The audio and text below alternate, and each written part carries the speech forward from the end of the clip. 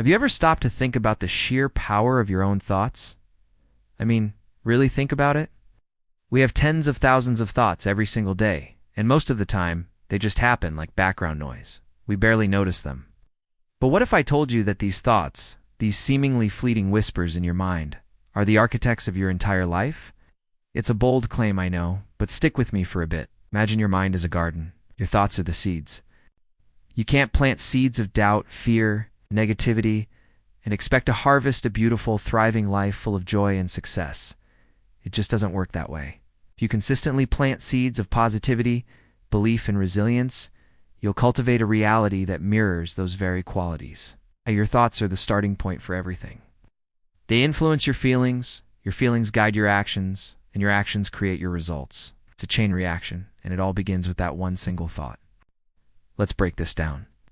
Think about a time you were truly excited about something.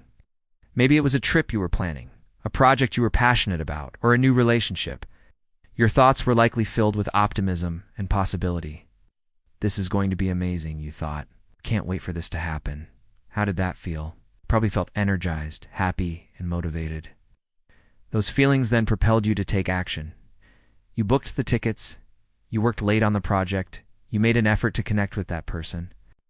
The positive thoughts created positive emotions, which led to positive actions and ultimately a positive outcome. Let's flip the script. Think about a time you were dreading something. Difficult conversation, a challenging exam, a public speaking engagement. Your mind was probably a storm of negative what-ifs. What if I fail? What if I embarrass myself? What if it all goes wrong? These thoughts likely made you feel anxious, stressed, and even physically sick. And what happened? You might have procrastinated, underprepared, or gone into the situation with such low energy that you inadvertently created the very outcome you were afraid of. Your negative thoughts became a self-fulfilling prophecy. This isn't just some feel-good philosophy. There's real science behind it.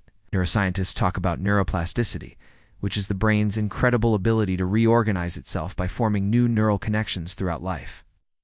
The more you think a certain way, the stronger and more automatic that pathway becomes. It's like carving a trail in a forest. The more you walk it, the clearer and easier it is to follow. So, if you're constantly walking the path of negativity, your brain gets really good at being negative. It becomes your default setting. But the beautiful thing about neuroplasticity is that you can consciously choose to blaze new trails. You can start carving out pathways of positivity, gratitude, and self-belief. It takes effort, especially at first. It's like hacking through dense undergrowth. But with consistency, those new positive pathways will become your brain's superhighways. So how do we actually do this? How do we take control of the garden of our mind? The first step is awareness. You can't change what you don't acknowledge. Start paying attention to your thoughts without judgment. Just observe them. When you catch yourself spiraling into negativity, don't beat yourself up. Simply notice it. Ah, there's that thought again. The one that tells me I'm not good enough. Just seeing it for what it is, a thought, not a fact. It's incredibly powerful. Creates a space between you and the thought. And in that space, you have a choice. The second step is to consciously challenge and reframe those negative thoughts.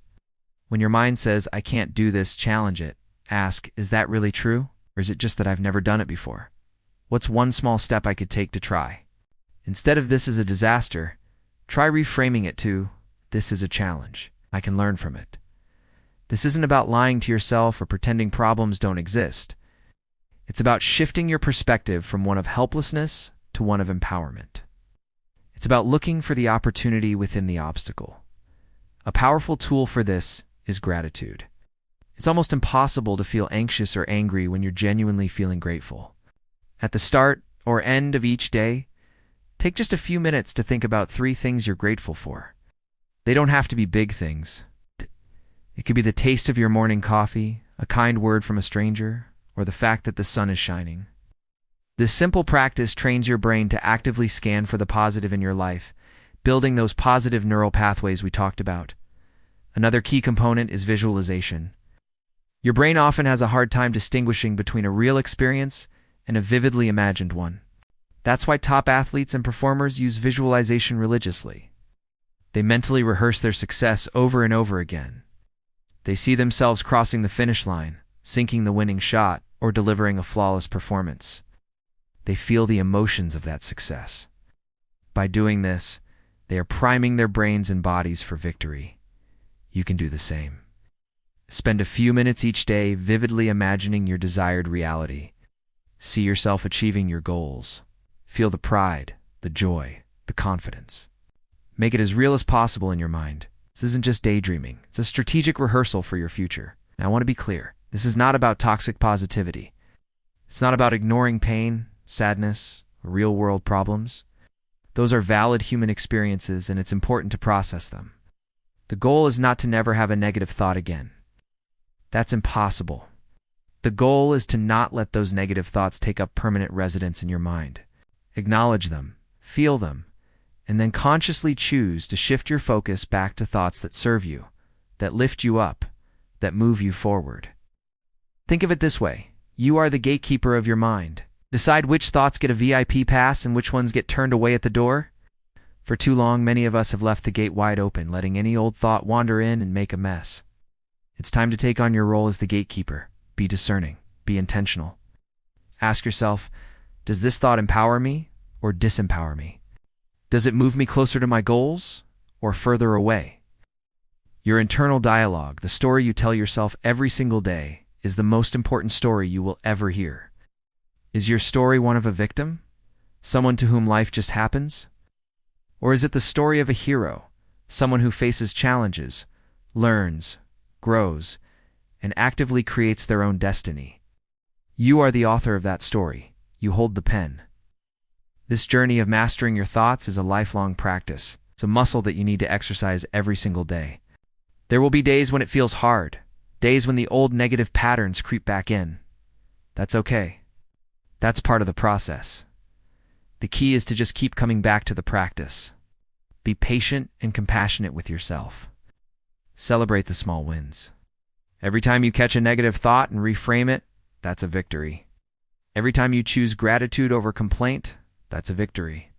Your reality is waiting to be shaped. It's malleable. It's responsive. And it all starts with the 60,000 or so thoughts that will pass through your mind today. Choose them wisely. Nurture the seeds of possibility, of strength, of joy. Water them with your attention and belief. Because the thoughts you consistently hold in your mind will, without a doubt, become the things in your life. You have that power. It's been inside you all along. Now it's time to use it. Thank you so much for spending this time with me.